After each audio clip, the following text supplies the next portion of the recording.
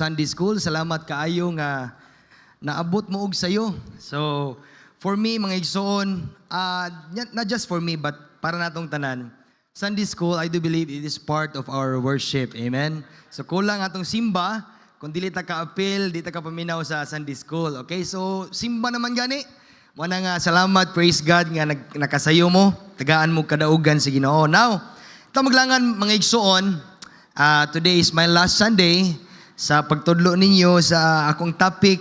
So, next Sunday, lahi na sa magtudlo. So, I'd like to grab this opportunity nga makatudlo ninyo aning atong lesson, bag-o nitong lesson, and I pray nga ato ning mahuman this morning. Alright, so ako kamong gihangyo palihog. Let's all stand up once again. Bring your Bible with you. Stand up please. Dunay usa ka lolo unya nga aning pinangga kayo niya ang iyang apo. Okay, sa may mga lolo diri isang kamot bi lolo na ka lolo. Yo, nana si Pastor Daniel. Lolo. Okay, gamay pang lolo.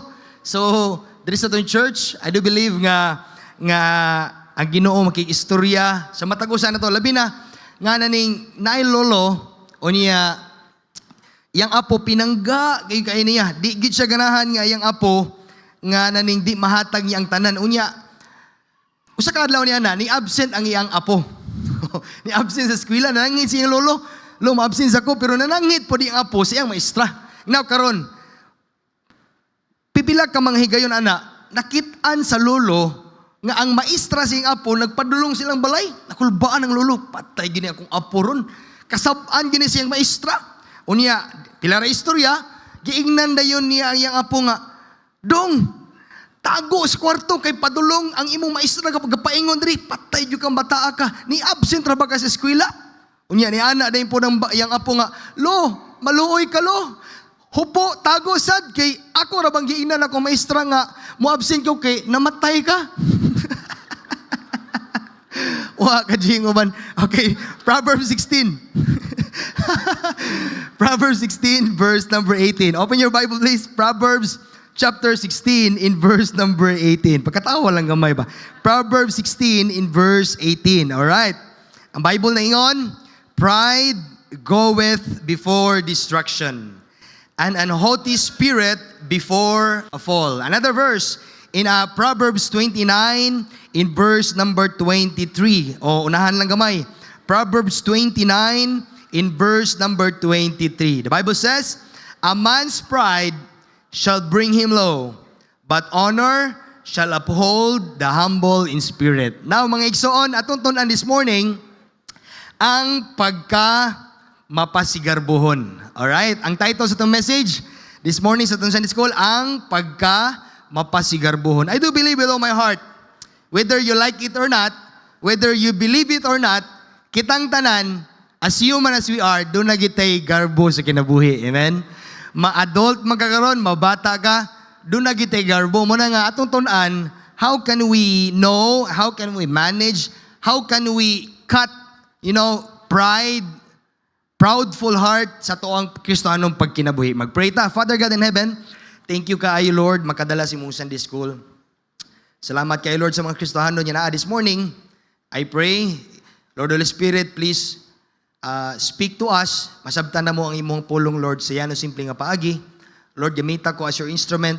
Lord, I cannot do nothing without you. Lord, ikaw ang mulihok, Lord, sa mong tiliwala. Badlo nga, Lord, nagahom sa mong kaaway, nga di siya makasamok sa mong pagpaminaw. In Jesus' name I pray, amen. Thank you for standing. Makalingkod mo, palihog. Oh, nawindang sila sa ganina per service. Grabing katawa ni Pastor Bation. Magisi ang papangig katawa, bitaw. Anyways, dirita sa atong topic, ang pagka-mapasigarbuhon. Now, dirita sa atong introduction. Next slide. Ang pagka-mapasigarbuhon nga kinaiya. O kaning pagka-mapasigarbuhon kinaiya ni, maoy delikado kaayo sa atong pagkinabuhi isip Kristohanon. Kay usahay, kung dili kini mabantayan, dayon sa tao nga nagpagarbo. Di ba kabantay ka? Pride is within us. No? Di ba? Ang usa ka tao, gipanganak siya ning kalibutana, full of sin, no? Naa na gyud ang pagkamakasasala nato the day we were born, di ba? Kaya napanunod na tong sala, gikan sa tong forefathers, si Adam and Eve, and then until now, pagkatao siya sa kabata, makasasala, gina siya daan. And then, ang garbo, ang pride, being proudful, kung di nato ni mabantayan, magdala ni peligro sa itong kinabuhi, amen? Napa mo, amen? Unya, dili ra ba dayon ni mabantayan dayon sa katao nga nagpagarbo? Kabantay ka, example, buta na to.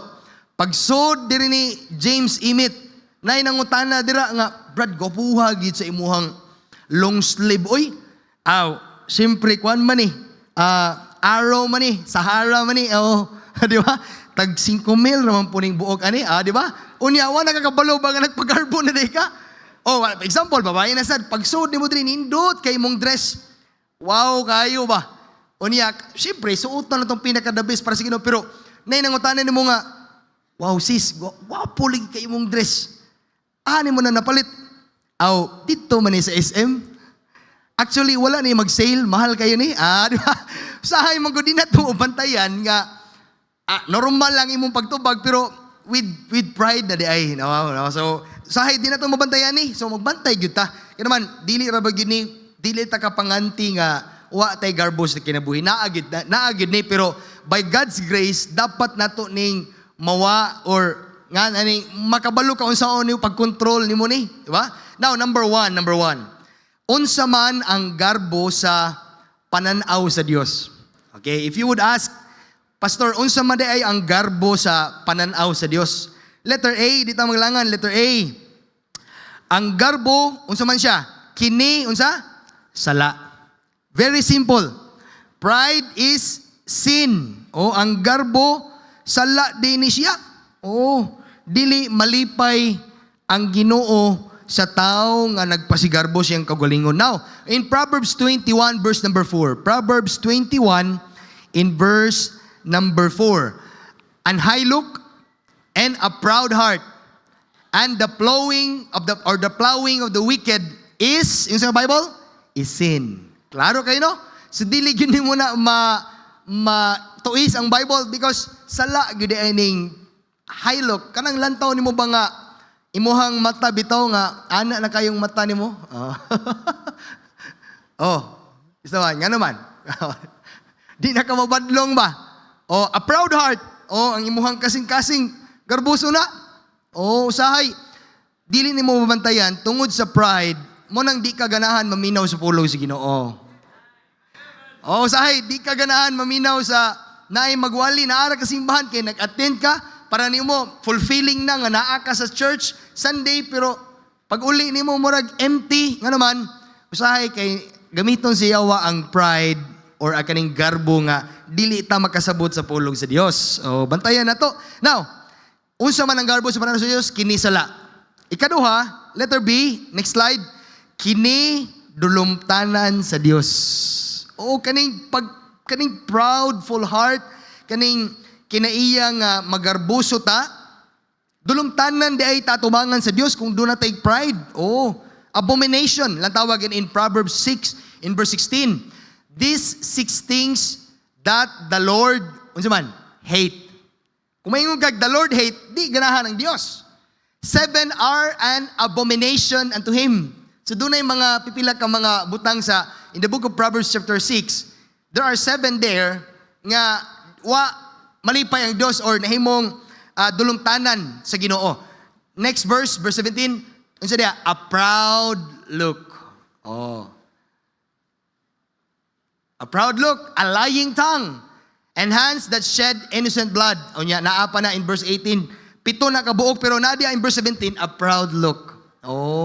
Mo na nga, inig ka muanhi ta sa church, dapat atong naong maduulan sa tong isig ka Kristohanon. Amen?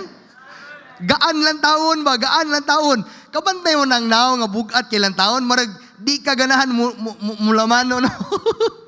Di ko ganahan mulamano. Murag isog mangayo. Usahay ra bagid. Inig dayong lamano nimo unya kaning kakristohanon nga wala sa mood kay proud look ba.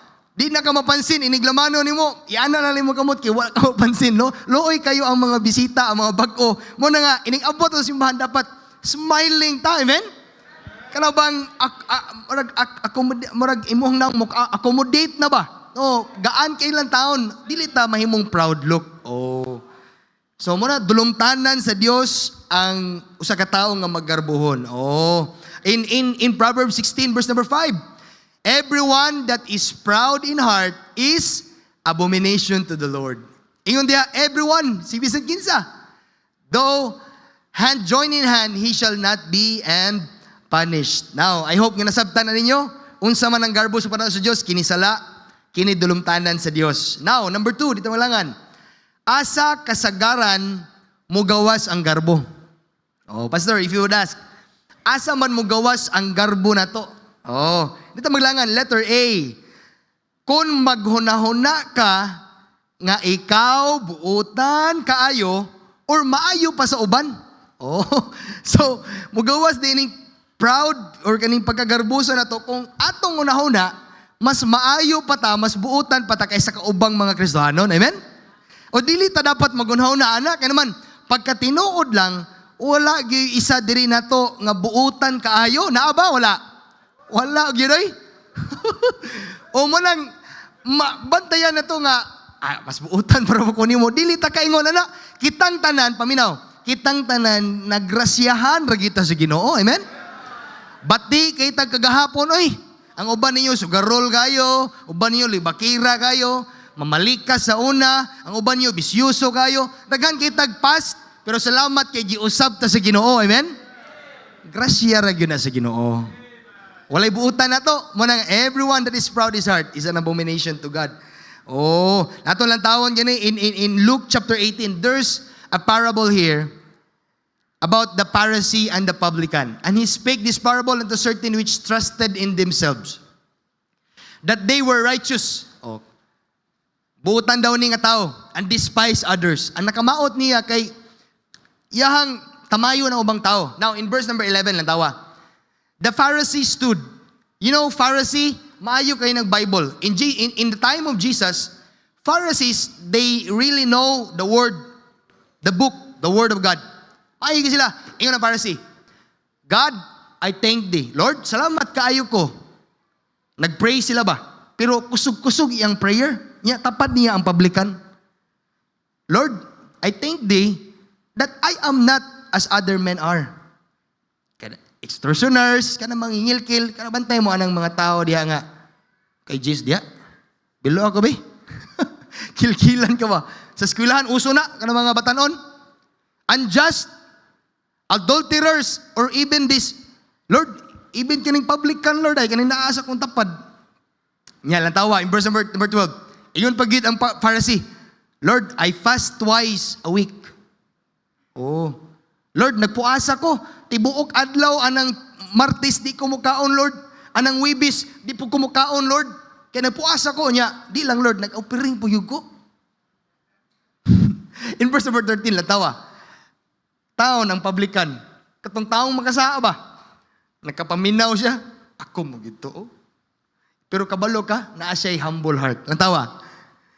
Would not lift up so much of his eyes unto heaven. Gina niya yung kagalingon. God, be merciful to me, a sinner. Amen? Unsa man ang klase nga kasing-kasing, humble heart.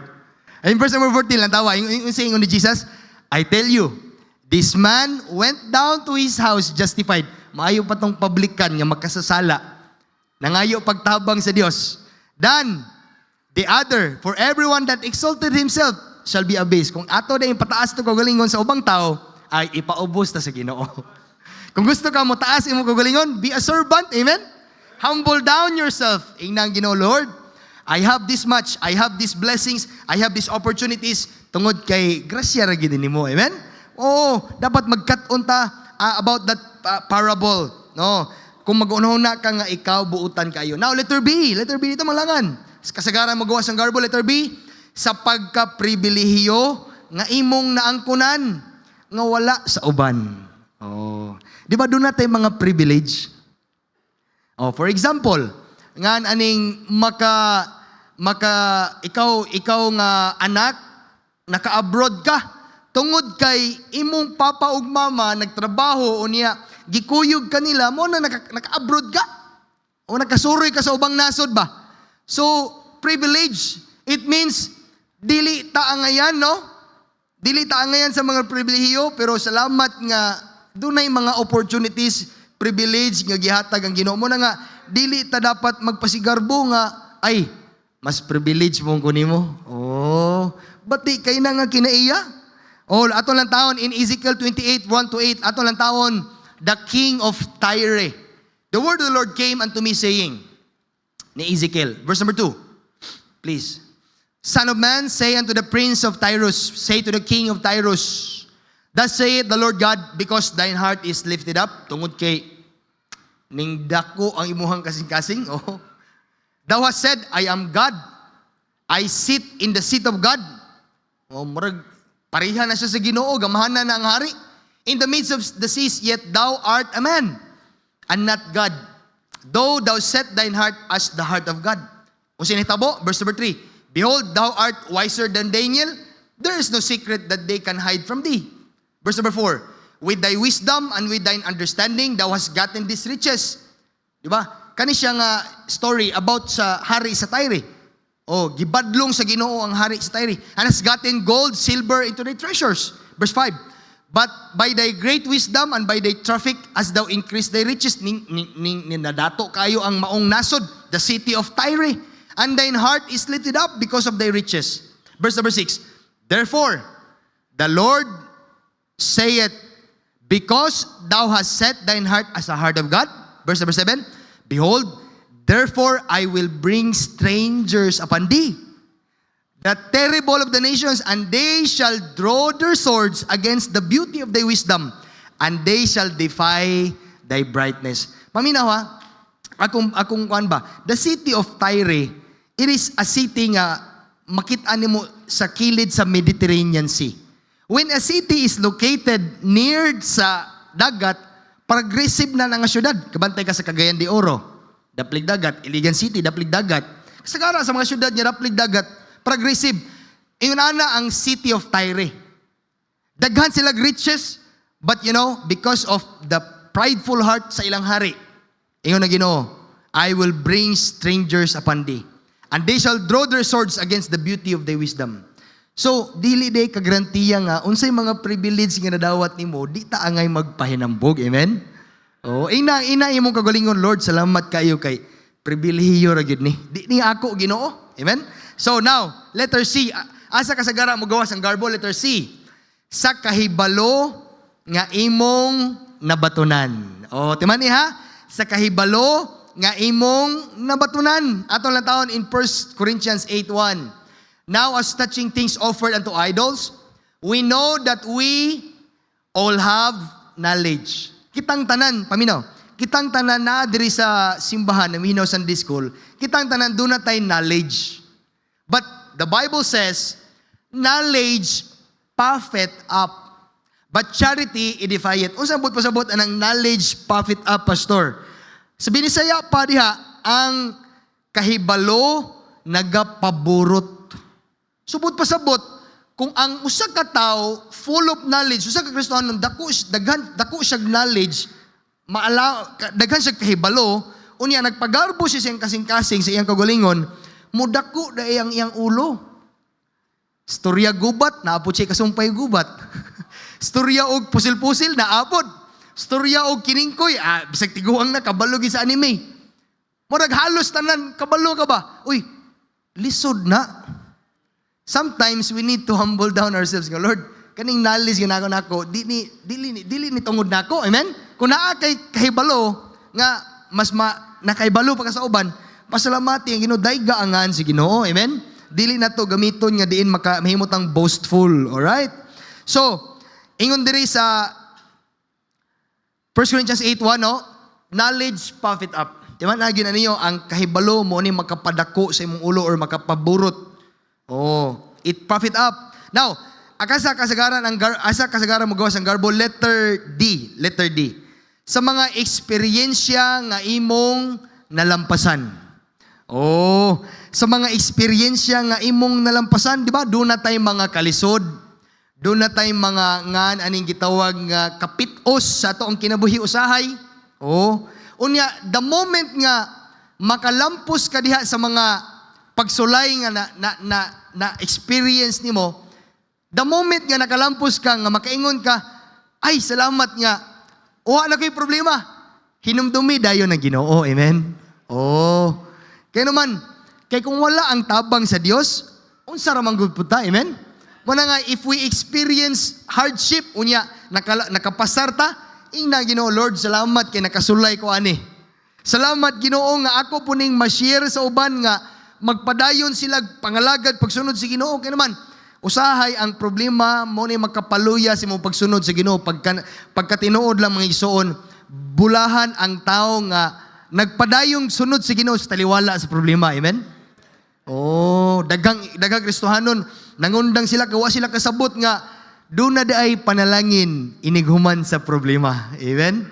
O, timani yun na, doon na yung mga pagsulay, nga na experience, nalampasan nimo, pasalamati ang Ginoo. 1 Timothy 3 verse number 6, not a novice, lest being lifted up with pride, he fall into the condemnation of the devil.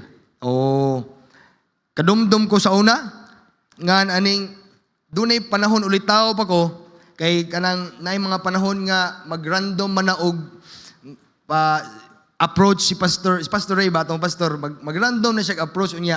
Pero nagpray na si pastor kung kinsa iyahang pawalihon. So naay one time nga nagwali ko sa atong midweek service, kanilaging bag-o pa ka, di wa ka maana dugwali. Ako di mo gyud ganahan mo barog sa tubangan pagkatinuod lang ko mangutana man ako, pastor ganahan pug ka magwali sa tubangan. Sultihan gyud di ko ganahan gyud. Never in my mind nga magtudlog sa disco, sa una gani mo tago, mohubong gani kog pa devotionalon sa grupo. Oh, nay one time nag midweek service unya.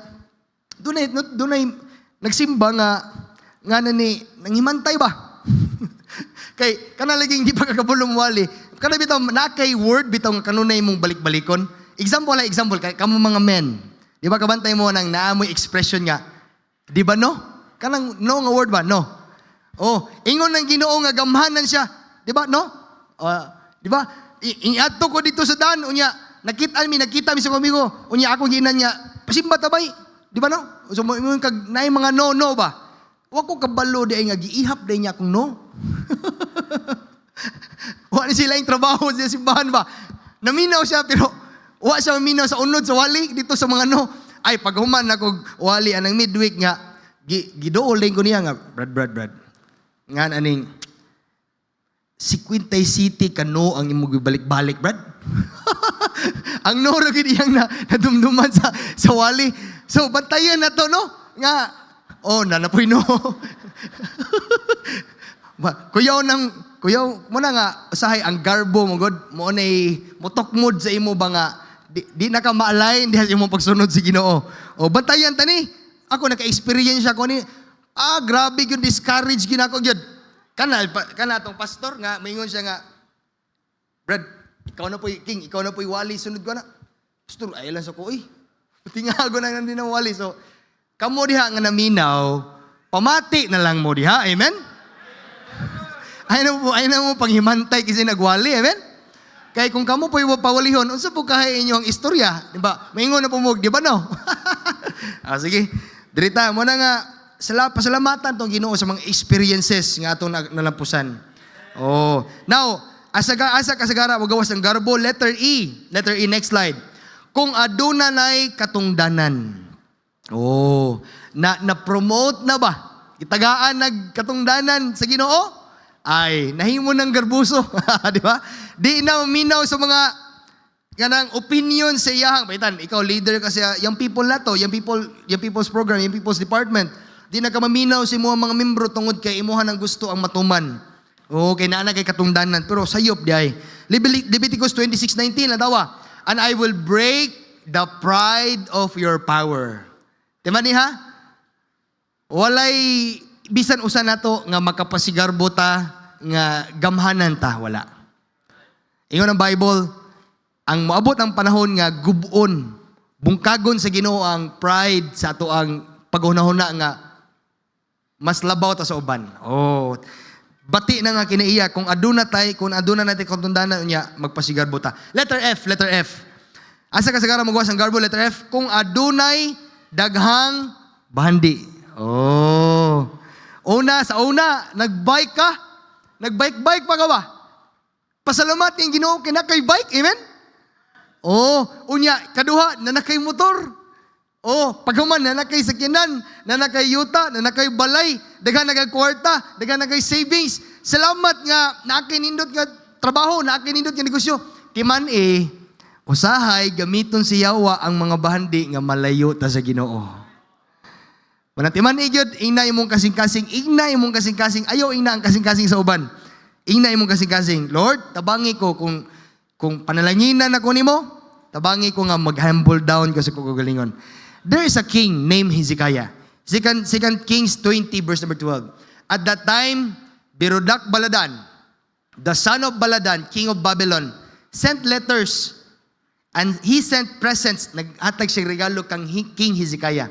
Kaya nakadungog siya nga si King Hezekiah nagsakit. In verse number 13, and Hezekiah hearkened unto them. O sige, buhat ni Hezekiah, very wrong. And showed them all the house of his precious things, the silver, the gold, spices, precious ointment. Isupay sa Bible, and all the house of his armor, and all that was found in his treasures. There was nothing in his house nga wala niya mapakita sa mga gipangpadala ni Berodach Baladan. So wala siya gitago. Pero kamulo ka in verse number 14 lang tawa. Then came Isaiah the prophet.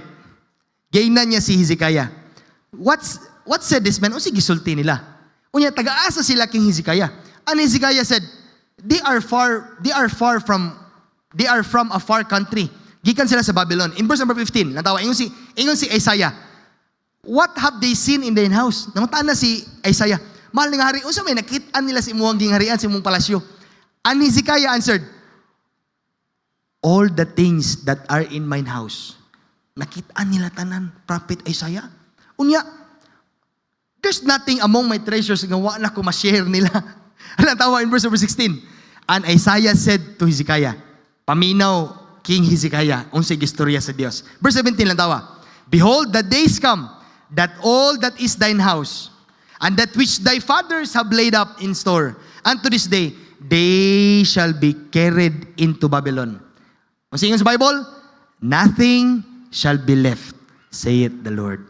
So, kung magpasigarbo data sa to ang mga bahandi, munang kamo mga anak, pasalamat mo nga inyong mamagpapa, naningkamot og trabaho, naningkamot og negosyo, naningkamot og ma-provide ang inyong panginahanglan. Naningkamot nga naamoy savings.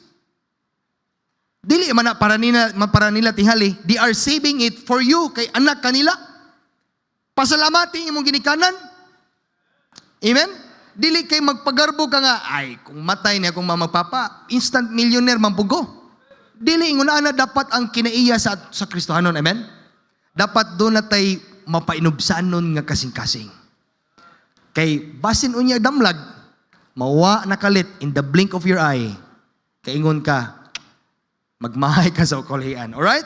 So, dapat inubanan sa pagpaubos sa kasing-kasing. Now, number 3, dito malangan, number 3. Unsaon pag ilang nga kita aduna nay garbo? Sayon ra kayo. Letter A, latawa, next slide. Sa atong inistoryahan. Mailhan ang sakristahanon nga proudful na siya proudful heart or na siya pride nga kinaiya. Kaning pinagi siyang inistoryahan. Di ba?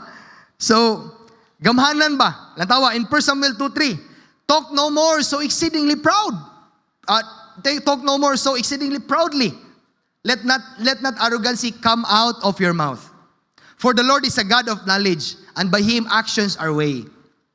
Another verse, in Proverbs 21:23, whoso keepeth his mouth and his tongue, keepeth his soul from troubles. Mo nang daghang kagkaaway, paminaw mo mga babayi, ibin mga lalaki, minaw tanan. Nganong daghang kagkaaway? Anong imong silingan di mo suod? Anong yung nana? Kaya naman, wala ni mo bantayi ang imong baba. Oh, kung imuha ng punggan imong baba di ay, you keep yourself from troubles. Oh, mailhan sa atong istoryahan. Letter B, unsang pagkailang kita adunay garbo, dili maminaw sa tambag. Tambagan ka nga, ayaw sa pag-uyab-uyab. Kay nga aning dili patili right time unya nanak kay manabaho sa ka. Adi gyud pagkasunod bulan na buros. Wala na ulahin ang tanan. Kaya naman, dili maminaw sa tambag. But pasabot naa kay garbo sa imong kasing-kasing. Jeremiah 13:7, but if ye will not hear, my soul shall weep in secret for places for thy pride. Another, Proverbs 12:15, the way of the fool is right in his own eyes. Ang dalan kuno sa buang-buang, sakto para sa iya. But he that hearkeneth unto counsel is wise. Manang tambagan ka sa pastor nimo, tambagan ka sa imong ginikanan, paminaw gyud. Yan naman, nanambag na sila, dili para sa imong kadautan, para sa imong kayuhan. Now, letter C, next slide. Magdumot sa ubang tao. O mailhan nga doon na tayo pride kay magdumot na. Di ta malipay kung ang imuhang Kristiyanon nilambo na ba?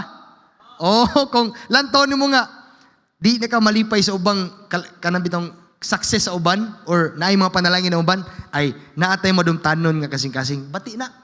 That's pride. Okay, letter D. Unsa ang pag-ila nga kita adunay garbo? Letter D, matinamayon o adunay ikasaway sa ubang tao.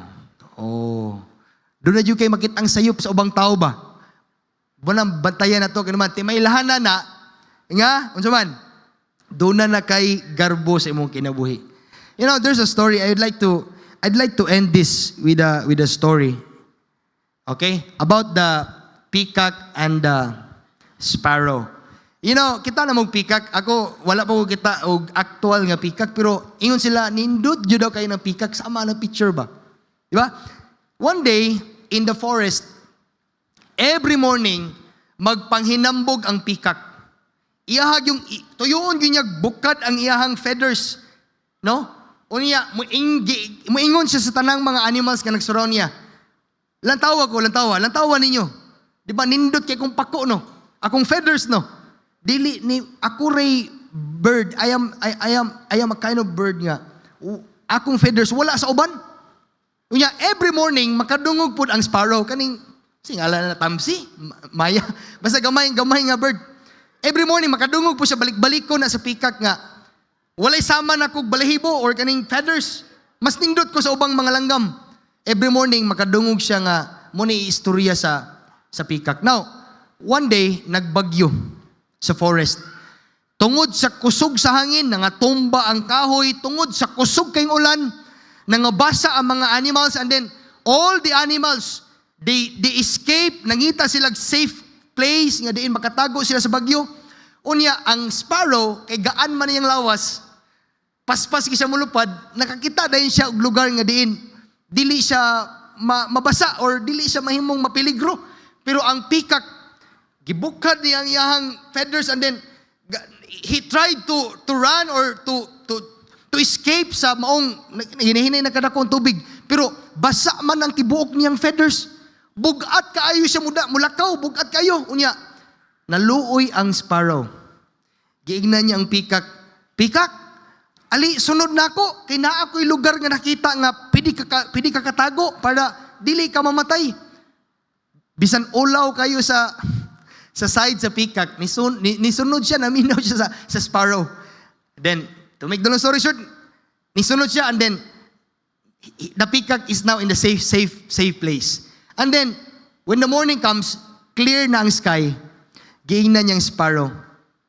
Sparrow, I thought, tungod sa ako ang nindot kayong balahibo. Kung naay mga kalamidad, masalbar ko ani. Pero sayop de ko. Tungod kay naa kay concern nako, mao ni nakapalingkawas nako sa bagyo. Salamat kaayo. You know, the peacock learned humbleness. Manang paminaw ha, ang magarbusot ang kasing-kasing, no? Moabot yun na sa tuong kinabuhi, pero timan ampo kasi kino Lord, tagae kog humble heart. Nga tanan akong nabatunan, tungod ni kay ikaw ang naghatag ani, dili ako. Amen? So I hope nga na atin nakatanan. Pray ta, Father God in heaven, salamat kaayo sa Sunday School. Nagpray ko, ikaw magapanalangin. In Jesus' name I pray. Amen. We have a break, 5 minutes.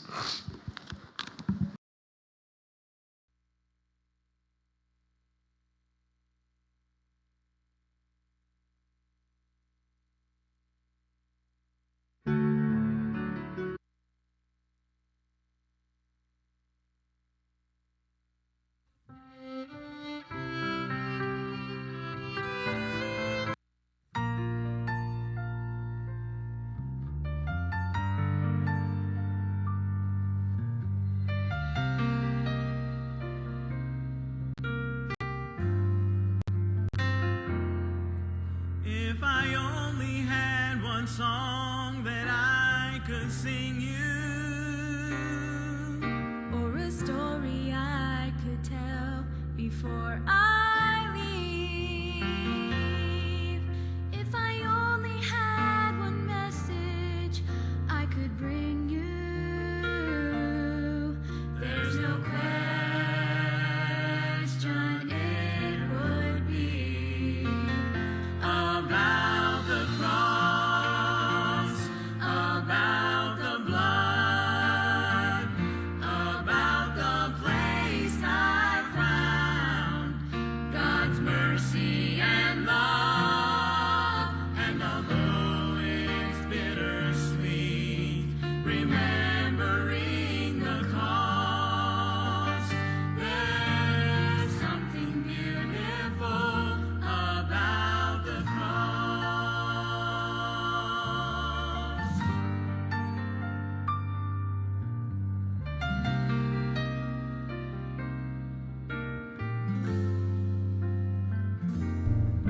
I could sing about